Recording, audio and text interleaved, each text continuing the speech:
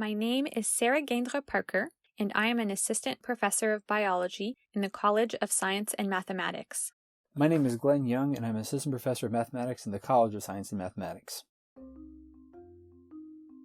I became involved in research in high school as part of my International Baccalaureate program. I had a great biology teacher and decided to pursue my independent project with her. It wasn't until I became involved in studying animal behavior in the field as an undergraduate student that my career path really clicked for me. I loved being outside and observing animals in their habitats. I was first introduced to mathematical biology through a National Science Foundation-funded program called Research Experiences for Undergraduates while I was a student at James Madison University in Virginia. This experience led me to the University of Pittsburgh for graduate school, where I was able to study a handful of very interesting problems in epidemiology and immunology. During my postdoctoral fellowship at Penn State University, I began studying mathematical ecology, which is the current focus of my research. Our current research explores how animals cope with challenges in their environments. In many animal societies, individuals come together to help raise offspring that are not their own. This arrangement is called cooperative breeding, and parents obviously benefit from receiving help because, as any new parent can confirm, caring for young is quite costly. The motivation for the helpers, however, is a long-standing puzzle in evolutionary biology. These individuals are taking on the cost of caring for young without the fitness benefits of reproducing themselves.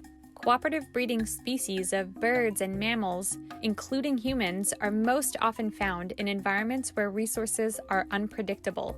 One hypothesis to explain this pattern is that the costs of raising young are amplified under harsh conditions, and assistance from others is necessary to overcome these high costs of reproduction.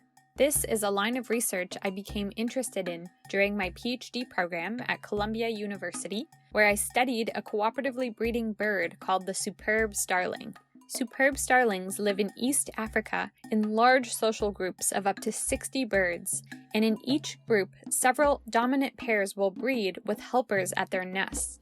I wanted to test whether starlings pay a cost of reproduction where birds that care for young to a greater extent have shorter lifespans as a result. I was especially interested in whether breeding under harsh years with low rainfall led to a greater cost of reproduction. However, this proved quite difficult to study as a field biologist. When I met Glenn, I quickly realized that our interests overlapped perfectly to tackle this question in a new way. The hypotheses I cannot test in the field are ones we can address using a mathematical model. The mathematics of decision-making is strongly rooted in game theory, which can be defined as the study of optimal strategies among players in competitive interactions. In the 1970s, geneticists John Maynard Smith and George Price realized that the central idea behind game theory, that rational individuals should make decisions that maximize their own payout, is consistent with the theory of evolution, namely that fitness-increasing mutations will generally be selected for. The pair developed what became known as evolutionary game theory, which formed a foundation for the theoretical study of decision-making in biological systems. The natural question that mathematical biologists have addressed using these models is about cooperation. Given that cooperating comes at a personal cost, why would any rational individual choose to do so? Evolutionary game theoretic models show us that cooperation is advantageous if the direct or indirect benefits outweigh the individual costs of cooperating. More recently, theorists have asked questions about the influence of environmental feedback on decision-making.